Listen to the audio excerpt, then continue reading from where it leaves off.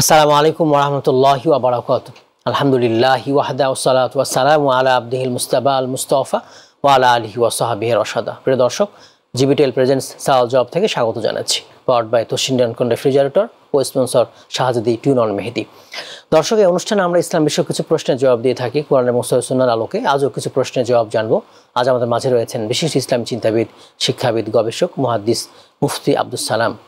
আসসালামু আলাইকুম ওয়া রাহমাতুল্লাহি ওয়া বারাকাতুহু। ওয়া আলাইকুম আসসালাম ওয়া রাহমাতুল্লাহি ওয়া বারাকাতুহু। শাইখ, কেমন আছেন সকলে? আলহামদুলিল্লাহ ভালো আছি, আপনি কেমন আছেন? আলহামদুলিল্লাহ, আমিও ভালো আছি। আজকে যে প্রশ্নের মাধ্যমে আমরা শুরু করতে যাচ্ছি সেটা হলো হিজাব, নিকাব, এটা পরা বা না পরা, এর সাথে সিয়ামের কোনো সম্পর্ক আছে কিনা?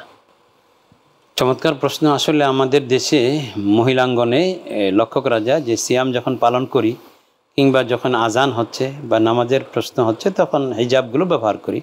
আসলে হিজাব শুধু সিয়ামের সাথে, সালাতের সাথে, আজানের সময় ব্যবহার করতে হবে এমন না।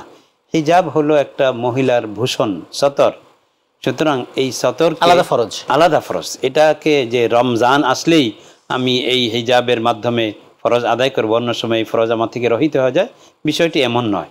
বরং হিজাব একজন নারীর ভূষণ, যেহেতু যে আল মারআতু আওরাতুন ফাইদা খারাজাত ইস্তাশরাফাহা শাইতান, যে মহিলার পুরোটাই আবৃত করে রাখার জিনিস। সুতরাং সেই জন্য রাসূল আকরাম সাল্লাল্লাহু আলাইহি ওয়াসাল্লাম এর স্ত্রীদেরকে আল্লাহ পাক রব্বুল আলামিন নবীজির মাধ্যমে নির্দেশ করেছেন, ইয়া আইয়ুহান নবী কুল লিআজওয়াজিকা ওয়া বানাতিকা নিসা ইউদনিনা আলাইহিন্না মিন জালাবিবিহিন্না, যে তারা যেন জিলবাব, বড় কাপড়ের মাধ্যমে নিজেদেরকে আবৃত করে রাখে। এটারই পরবর্তীতে সংস্করণ বেরিয়ে হচ্ছে বোরকা বা হিজাবের মাধ্যমে। সুতরাং নামাজকালে তো কোনো মহিলার চুল যদি আপনার 4 ভাগের 1 ভাগ দেখা যায় তাহলে তো নামাজ ফাসেদ হয়ে যাবে। এই জন্য ওই সময় তো অবশ্যই তাকে পালন করতেই হবে। কিন্তু অন্য সময়ও যেন বেগানা পুরুষের দৃষ্টি থেকে তিনি নিজেকে মাহফুজ রাখতে পারেন, এর মাধ্যমে সে নেকাব ব্যবহার করা এবং হিজাবের মাধ্যমে তার শরীরকে আবৃত করে রাখা, এটা ইসলাম এটা ফরজ করেছে নারীদের ক্ষেত্রে সব সময়ের জন্য। এটা নির্দিষ্ট মৌসুম ভিত্তিক কাজ করতে হবে এটা, আর অন্য সময় না। রমাদান এলে করতে হবে, রমাদানের বাইরে নয়, এমনটা না। জি মোহতারাম, জাযাকুমুল্লাহ খায়র। অনেকে বলে সিয়াম অবস্থায় রমাদান মাসে দিনের বেলা স্ত্রী সহবাস করেছে কিন্তু বীর্যপাত হয়নি, সেটা মাসালা কি কাফারা লাগবে কিনা? ইদা জাওয়াজাল খিতানুল খিতানা, হাদিসের মধ্যে আছে যে উভয়ের যে জায়গা যখন অতিক্রম করা যায় তখন তাকে গোসল করতেই হবে। ফাকাদ ওয়াজাবাল গুসলু। এখানে আনজালা আও লাম ইউনজিল এই প্রশ্ন না যে বৃষ্টিপাত আমরা বলে থাকি, মানে বীর্যপাত হলো কি হলো না এটা দেখার বিষয় না। যখন প্রবেশ করে গেল পেনিস, তখন তাকে অবশ্যই এই রোজা ভেঙে গেল তার, এবং তাকে তো গোসল করতেই হবে। সুতরাং বীর্যপাত না হয়নি তাই আমার রোজা ভাঙেনি এমন কথা একেবারেই। এবং দিনের বেলা কাফারাও লাগবে। কাফারা তো অবশ্যই লাগবে, সহবাস করছে। জি জি, জাযাকুমুল্লাহ খাইর। রমজানের কাজা রোজা আদায় এবং শাওয়ালের 6 দিনের রোজা এক নিয়তে করতে পারবে কিনা? আসলে কাজা রোজা তো ফরজ। কাজা রোজা ফরজ। এখন নফলের সওয়াব পেতে হলে আপনাকে তো নফল আলাদা রাখতে হবে। এখন এটার যে আমি কাজা রোজা করছি মানে যেটা আমার দায়িত্ব, আমি কথার কথা আপনি আমার কাছে 100 টাকা পাবেন, আমি 100 টাকা দিয়ে দিলাম আপনাকে, তাহলে এটা আমার যে জিম্মাদারি ছিল, আমার বোঝা ছিল, সেটা আমি আদায় করলাম। তো এখানে তো আমি 100 টাকা অনুদান বা আপনাকে দান করার সওয়াব পাবো না। এই জন্য কাজা রোজার মধ্যে আপনি শাওয়ালের নফলে নিয়ত করলে সওয়াব হয়ে যাবে এমন কথার কোনো, আপনি আলাদা আলাদা ফরজগুলো করবেন, পরে নফল আলাদা করবেন। জি, একগোত্রীয় না, সমগোত্রীয় নেই। হ্যাঁ, ওই ফরজ রোজা কাজা করতেছে, এখন ওর মধ্যেও ভেঙে ফেললো কোনো কারণে, তাহলে কি হবে? কাজার ক্ষেত্রে যদি ভেঙে ফেলে তাহলে তিনি আবার অন্যদিন কাজা করে নেবেন, কিন্তু কাফারার ক্ষেত্রে ভেঙে ফেললে আবার নতুন করে শুরু করতে হবে। দুইটা ভিন্ন জিনিস। যে আমি আজকে আমার একদিন মুসাফির ছিলাম বা অসুস্থ থাকার কারণে রমাদানের রোজা আমি রাখিনি, এখন আজকে রোজার মাহে রমাদানের পরে আমি কাজা করছি, তখন আবার ভেঙে ফেললাম, তাহলে কোনো অসুবিধা নেই, সেটাকে আমি পরবর্তীতে আরেকদিন কাজা করলেই হবে। কিন্তু যদি আমার উপর কাফারা চেপে যায়, যে ইচ্ছাকৃতভাবে আমি সহবাস করেছিলাম, ইচ্ছাকৃতভাবে খেয়ে ফেলছিলাম, তখন যদি কাফারা চেপে যায় আর 60টা রোজার আগেই আমি ভেঙে ফেললাম, তাহলে আমার ভেঙে ফেলার দিন থেকে আবার শুরু করতে হবে। 20টা রাখার পরে 30টা রাখার পরে ভেঙে ফেলছি, তাহলে আমাকে ওই 20টা পচ্চা, এটা শেষ। হ্যাঁ, আবার পিছনে ফিরে আবার নতুন করে শুরু করতে হবে। এই জন্য কাফারার বিষয় খুব কঠোর শরীয়ত। যে একজন মানুষ কেন আল্লাহর বিধানের সাথে এমন মশকরা কেন করবে? আল্লাহ বলছেন তুমি বিরত থাকার, সেই ইচ্ছাকৃত কোনো দোষ নেই। আমাদের সমাজে লক্ষ্য করবেন যে চুরি সিনা চুরি, যে খাচ্ছে একজন যুবক, কোনো অসুবিধা নেই, সে একেবারে দেখিয়ে খাচ্ছে, ড্রিঙ্ক করছে, কোল্ড খাচ্ছে, এটা সেটা, তাহলে এটা হলো হাদিসের পরিভাষায় এদেরকে রাসূল সাল্লাল্লাহু আলাইহি ওয়াসাল্লাম ইরশাদ করেছেন যে কিয়ামতের দিন আমি কিছু লোককে দেখবো যে ফেরেশতারা মাথা উপর দিকে না নিয়ে মাথা নিচের দিকে পা উপর দিকে দিয়ে পেটাচ্ছে। তাই আমি বলবো যেহেতু আমার উম্মত এভাবে পেটাচ্ছ কেন? তখন নবীজিকে বলা হবে ফেরেশতাদের পক্ষ থেকে, আপনি জানেন না এর অন্যায় কি? কি অন্যায়?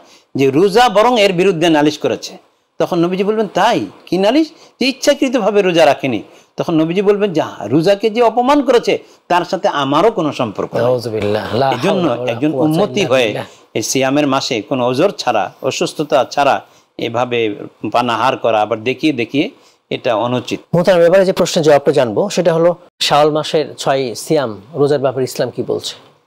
ইসলাম বলছে যে এক নিয়ম হলো যে কোনো ইবাদত আমি করলাম, এরপরে যদি আমার সুযোগ হয়, তৌফিক হয় আবার অনুরূপ ইবাদত করার, তাহলে বোঝা যাবে যে আমার আগের ইবাদতটা আল্লাহর কাছে কবুল হয়েছে। আপনার রাসূলুল্লাহ সাল্লাল্লাহু আলাইহি ওয়াসাল্লাম সিয়ামুদ্দাহার, নবীজি অনেক দিন একসঙ্গে রোজা রাখতেন। সাহাবীদের পক্ষে তো এটা সম্ভব হয় না, কিন্তু তারা রেখেছিলেন। তারপরে তাদের ইবাদত বন্ধ হয়ে গেল। তখন নবীজি বললেন যে আইয়ুকুম মিসলি ইন্নাকুম লা তুতিকুনা যালিক, তোমরা আমার মতো কে? ইন্নামা ইউতঈমুনি রব্বি ওয়া ইয়াসকিনি, আমাকে রব আবিতু, এমন ভাবে আমার সময় কাটে, রাত্রি কাটে, আল্লাহ খাইয়ে যান এবং আমাকে পান করিয়ে যান, সুতরাং তোমরা এটা পারবে না। তাই সিয়ামুদ্দাহারের যে আগ্রহ মানুষের ছিল, সেটাকে রাসূল সাল্লাল্লাহু আলাইহি ওয়াসাল্লাম এভাবে সমাধান দিলেন যে রমাজানে রোজা রাখো আর রমাজানের পরে 6টি রোজা রাখো, তাহলে তোমার আমল নামায় বছর ব্যাপী রোজা রাখার সওয়াব দেওয়া হবে, তুমি পেয়ে যাবে। সুবহানাল্লাহ। এখন এই যে শাওয়ালের সিয়ামটা, এটা কি রমাদানে কারো কাজা থাকলে এই কাজাটা আগে করবে না শাওয়ালটা আগে করবে? অবশ্যই কাজা আগে করবে। আমি উদাহরণ দিয়েছিলাম আপনাকে, আপনি আমার কাছে 1000 টাকা পাবেন, আমি ওই টাকা দিচ্ছি না, আমি 100 টাকা দিয়ে আপনাকে এটা দান করলাম এমনি, তখন আপনার মন খুশি হবে? কখনই না। যে আমার পাওনাই সে পরিশোধ করছে না, এখন আমাকে 100 টাকার গিফট দিচ্ছে। তো ঠিক তদ্রূপ আল্লাহ রাব্বুল আলামিনের যে বিধান আমার উপর আছে, সেটা আমি পালন করতে পারিনি, প্রথম দায়িত্ব হলো সেটা আমি আদায় করা। কাজা থাকলে প্রথমে কাজা আদায় করবেন, এরপরে সময়ে সুযোগ থাকলে তাহলে নফল সিয়াম আদায় করবেন। কারণ আমি যে আগামীকাল বাঁচবো এর কি সিউরিটি আছে?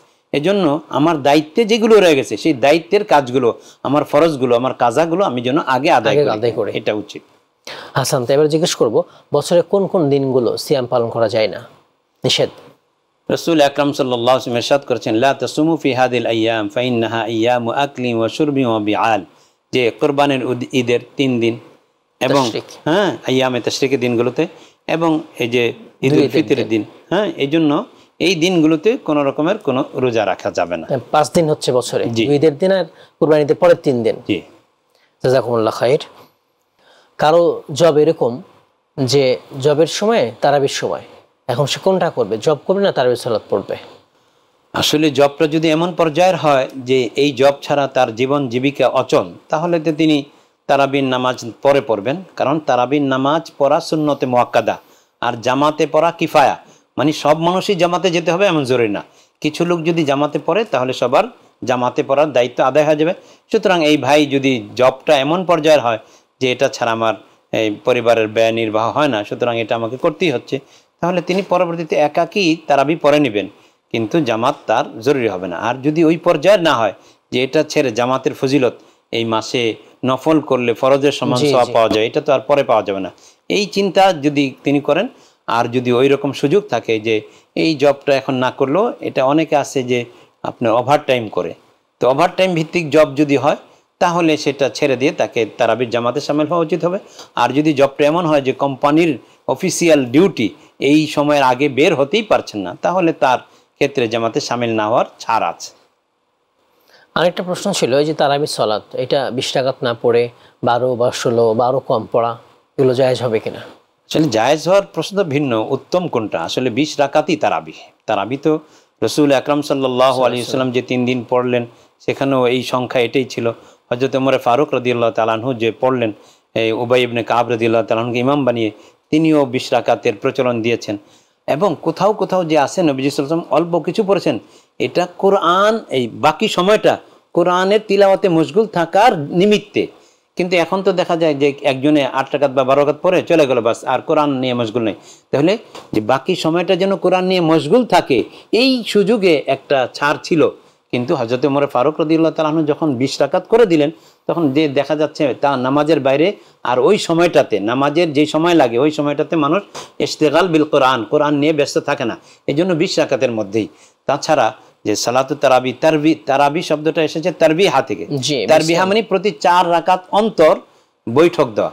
তাহলে সাহাবে রাসূল সাল্লাল্লাহু আলাইহি ওয়াসাল্লাম বলেন যে কুন্না নুসাল্লি মা রাসূলিল্লাহ সাল্লাল্লাহু আলাইহি ওয়াসাল্লাম খামসা তারবিহাতিন, যে 5টা বৈঠক আমরা করতাম। তো প্রতি 4 রাকাত অন্তর 5টা বৈঠক, তো 20 রাকাতেই হয়। এবং সাহাবায়ে কেরাম বলেন যে কুন্না নাতামিদু নাতাওয়াক্কাউ আলাল আসা লিতুলিল কিয়াম, যে দীর্ঘ সময় ধরে নামাজ পড়ার কারণে আমরা লাঠি ভর দিয়ে দাঁড়াইতাম। তাহলে 8 রাকাতের মধ্যে তো লাঠি ভরের প্রশ্ন হয় না। যখন কেউ যদি পড়ে ফেলে সব পেয়ে যাবে, তা তো অবশ্যই, হ্যাঁ সেটা ভিন্ন কথা। 12-16 সালাত হয়ে যাবে। উত্তম হলো 20 রাকাত পড়া, কিন্তু কারো পরে ফেললে সেটা তো আপত্তির কিছু নেই। মোহতারাম, এবারে যে প্রশ্ন জবাব জানবো সেটা হচ্ছে, রমাদান মাসে কোরআন খতম করা এটা কি বিদআত হবে? খতম বলতে যে ব্যক্তিগত তিলাওয়াতের মাধ্যমে খতম করা, এটা তো বেদাতের কোনো প্রশ্নই নেই। বরং রাসূল আকরাম সাল্লাল্লাহু আলাইহি ওয়াসাল্লাম যে বছর ইন্তেকাল করে যান, জিবরিল আমিন প্রতি বছর নবীজির কাছে একবার কোরআন শোনাতেন, কিন্তু ওইবার শেষ বছরে 2 বার শোনাতেন। এই জন্য ওলামায়ে কেরাম বলেন যে কোরআনের হক হলো প্রত্যেক মুমিনের উপর বছরে অন্তত 2টা খতম করা। এইটা খতম করবেন। হ্যাঁ, খতমের যে প্রচলিত বিধান সেটা হলো যে আমার বাবা মারা গেছে, তো 10 জন হুজুর এনে হাফেজ এনে আমি পড়ালাম, এটা তো আসলে পয়সা দিয়ে এই পড়ানোর সিস্টেমটাই শরীয়ত সমর্থন করে না। এটা রমাজানে হোক আর রমাজানের বাইরে হোক একই বিধান হবে। রমাজানে আমরা বেশি বেশি করে বাবা মার খতম করব এবং এটার জন্য ইসালে সওয়াব করবো। আল্লাহ এর সওয়াব তুমি মা বাবার কবরে, মা বাবার আমল নামা যুক্ত করে দাও। তারা যেই কষ্ট আমার জন্য করেছেন, ত্যাগ তিতিক্ষা, সেটার মূল্য আমি দিতে পারছি না তাদের, সুতরাং তাদের জন্য আমার এই কোরআন খতমকে তাদের খতম হিসাবে তুমি গণ্য করে নাও। এইভাবে ইসালে সওয়াব করবেন। নিজে আমলের মাধ্যমে মা বাবার জন্য দোয়া করা আর আরেকজন ভাড়াটে ব্যক্তিকে এনে দোয়া করার মধ্যে অনেক পার্থক্য আছে। ইতিকাফকারীর জন্য মসজিদ থেকে বের হওয়া কি জায়েজ হবে? ইতিকাফকারী মসজিদের থেকে বের হতেই পারবেন না, মসজিদে থাকার জন্যই সংকল্প করেছেন।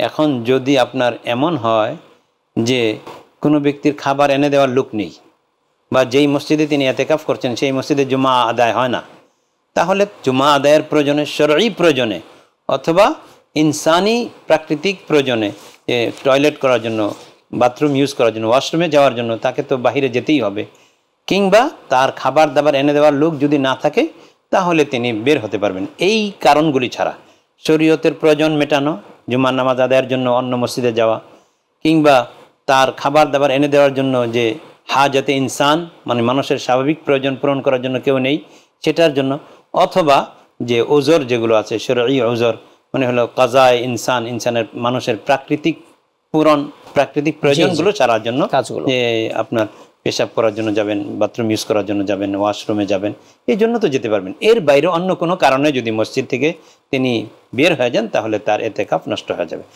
মাহে রমাদানের শেষ দশক যে সুন্নত ইতিকাফ, এই ইতিকাফের ক্ষেত্রে নিয়ম হলো, যদি কোনো দিন এই 10 দিনের কেউ নিয়ত করলেন এবং কথার কথা কয়েকদিন রইলেন, এখন 25তম রোজায় তিনি বের হয়ে গেলেন, তাহলে পরবর্তীতে ওই 25তম দিনের কাজা ইতিকাফ করে দিতে হবে, পুরো 10 দিনের করতে হবে এমন জরুরি না।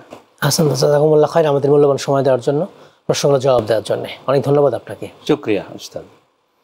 দর্শক, আপনারা তখন দেখছিলেন জিবিটেল প্রেজেন্স সাওয়াল জবাব, পাওয়ার্ড বাই তোশিন ডনকন refrigerator, cosponsor Shahzadi tune Mehedi. আজও আমরা অনেকগুলো মাসলা মাসাইল জেনেছি। আপনাদের কাছে অনুরোধ থাকবে, দিনের বিষয়গুলো, ইসলামের বিষয়গুলো আপনারা জেনেই আমল করবেন। কিতাব থেকে হতে পারে অথবা কোনো আলেম থেকে, বিশ্বস্ত আলেম থেকে জেনে আমল করবেন। নিজেরা কোনো সিদ্ধান্ত নেবেন না। আল্লাহ তাআলা তৌফিক দান করুন আমাদের সবাইকে দিন জেনে আমল করার। আমিন। আসসালামু আলাইকুম ওয়া রাহমাতুল্লাহি ওয়া বারাকাতুহু।